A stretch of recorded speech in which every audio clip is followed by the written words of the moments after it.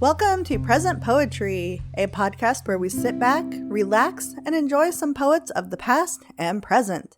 I'm your host, Erin Crittenden, and before we get started on this week's episode, I want to remind you that all of the material used in this podcast is either public domain or used with permission from the author or the author's estate. It's a fun time for all ages, so sit back, relax, and get ready to hear this week's featured poet.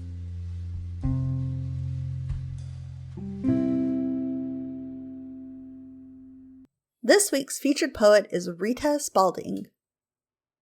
Rita S. Spalding has had poems published in 16 Calliope anthologies, National Library of Poetry, AX-POW Magazine, the Heartland Review, Kentucky Monthly Magazine, Keeping the Flame Alive, and in her first book, Abstract Ribbons. Her poetry will be featured in the 2024 Fallen Anthology, and a second book of poetry, the 8th, is being published by Hydra Publishing, Pennington Press Division. She is currently working on a third book of poetry and a memoir.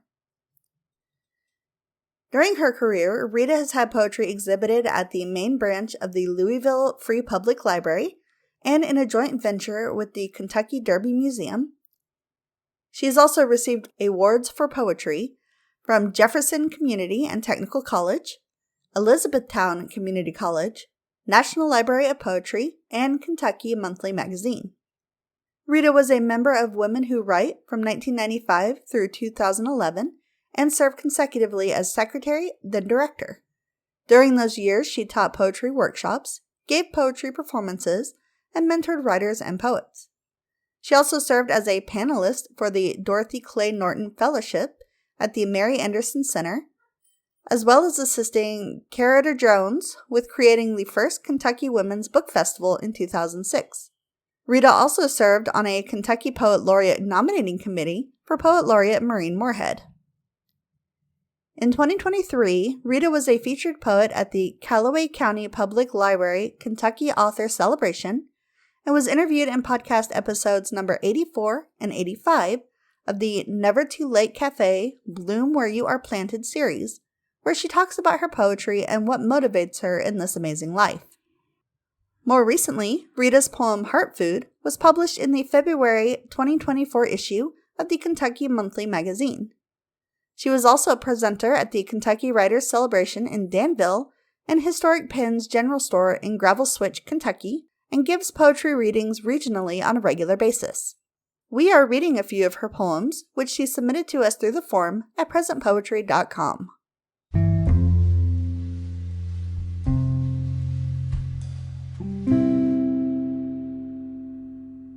This poem is called Dead Birds Under the Bed.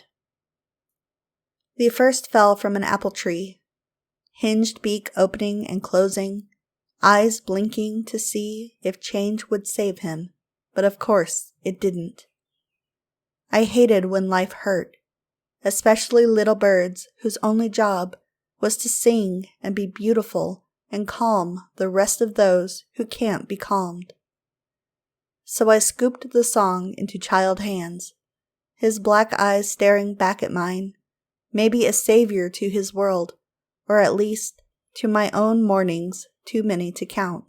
Gently in a cigar box with soft green grass, leaves with earthworms and secrets, poked holes on top to keep him covered alive, King Edward mild tobaccos and a muslin blanket.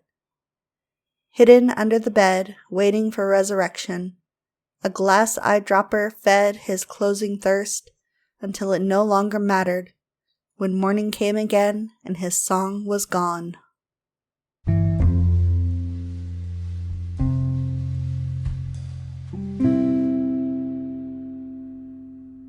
This poem is called Retro Love.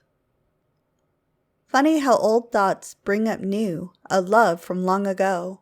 The first eyes, bluest of blue, curly hair, laugh that filled the sky. He wanted more than I could give. If I could return to that night in the fields, when stars were violins and his eyes were the stars. If we could only return to the peach tree by the acre garden, fruit waiting to be plucked, unwrapped. What does save yourself really mean anyway? If I had said yes on that night after all, maybe it would have been the very thing that saved us both from heartache and tears that chased us through the years. His grave still catches my heart.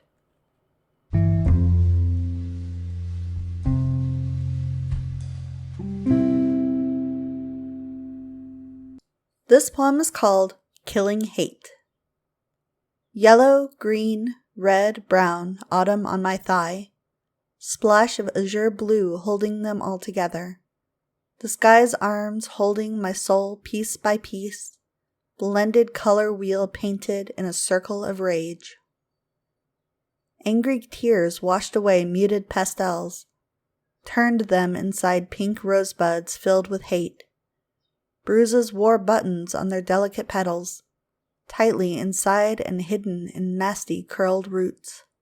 Hurt as bruises hurt, as wounds hurt, as hurt bleeds. What beauty comes of roses blown far away? Cherished hate was honored as a hero's badge, worn like a blanket and friend into the darkness of night. Hate, bred trauma, bred memory.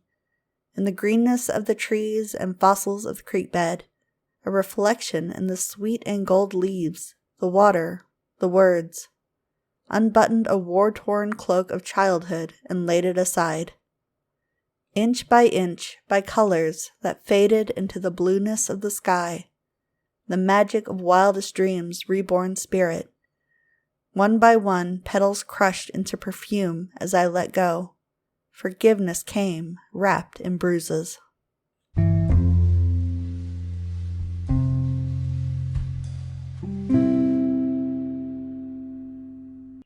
This poem is called Wildflowers in the Dark. In the bottom of the well, water slowly filling my lungs, I wanted to give in and wanted to rise, all in the same desperate moment. Light found me at uneven edges, quietly started swallowing shadows that grew smaller as light grew bigger. My desire to be among the living, to learn to float, then fly, was stronger than the desire to let go. Exhaled slowly, waited, began to float towards the shimmering light, not the one that closes doors, but the one that opens to miracles. Exhaled again, ever so slowly. My body shook and rose again, too slow for my restless spirit. Suddenly it happened. Light pulled me to source, pulled me into a circle of goodness. Coughing water, coughing venom, air took me to the top and did not leave me there to die. Arms from the light took me there. Riding higher and higher above the top, I flew when oxygen entered.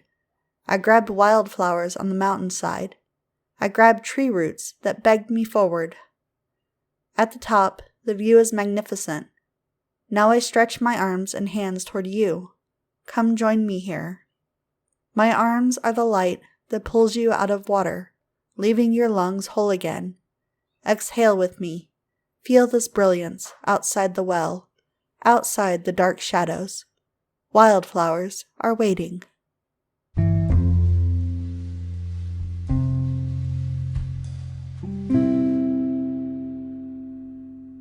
This poem is called Eulogy. It's not the first nor the last that I'll stand at your graves, you who gave us 5 lives. It does not matter that it's been 35 years since you smiled, your last breath, and spoke of love, and still called me your baby girl, when all breaths were nearly gone. It was only yesterday. Life is glorious amid the living, because you taught me to choose glory. I know it is you that brought us here. Your memory speaks each day, when my feet touch grass or ears hear birds. You're still here, though I reach for a hand no longer touchable. It does not matter that it's been 9 years since you found calming peace, long sought from your hurting heart, restless until you became the one you alone were meant to be. It was only yesterday. Life is a study of words and people, and how we are interlaced. I slowly learned from you to accept life on life's terms, to know that even in storms there is a sun behind clouds. Rain and tears come from the same waters. Voices in the distance speak. Crows perch on granite stones. Bells toll their dirge on a quiet hillside. Mourning doves ask the questions, who? With fewer breaths ahead than behind, I stand at your graves with the wind. Thank you for listening to this week's episode of the Present Poetry Podcast. If you enjoyed the show, feel free to like us, leave a review, or share us on social media. If you are a poet or you know someone who is, we would love to hear from you. You can reach out to us or submit your work through our website, which is www.present-poetry.com. Again, that is www.present-poetry.com. We can't wait to hear from you.